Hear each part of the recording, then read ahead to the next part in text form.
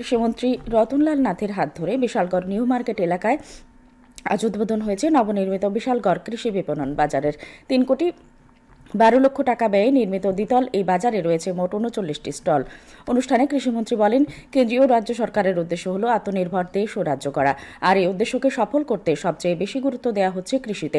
অনুষ্ঠানে অন্যদের মধ্যে বক্তব্য রাখেন বিধায়ক সুশান্ত দেব, জেলা সভাধিপতি সুপ্রিয়া দাস দত্ত। এছাড়া উপস্থিত ছিলেন বিশালগড় পুর পরিষদের চেয়ারপারসন অঞ্জন পুরকায়স্থ, দপ্তরের অধিকর্তা সহ বিশিষ্টজনেরা। মোদীজি চাইছে আত্মনির্ভর ভারত, আমাদের মুখ্যমন্ত্রী আমাদের রাজ্য সরকার চাইছে আত্মনির্ভর ত্রিপুরা। এই আত্মনির্ভর ত্রিপুরা করতে হলে আপনাকে কৃষিতে সবচেয়ে বেশি গুরুত্ব দিতে হবে, সবচেয়ে বেশি। এবং কৃষি উৎপাদন করলে হবে না, কৃষকরা এই জিনিসগুলো বিক্রি করবে কোথায়? মার্কেটে।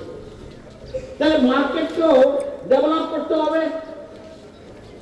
শুধু উৎপাদন করবো বলবো, তাদের বিক্রি ব্যবস্থা করে দিতে হবে। কৃষকদের আয় দ্বিগুণের কথা বলছি আমরা।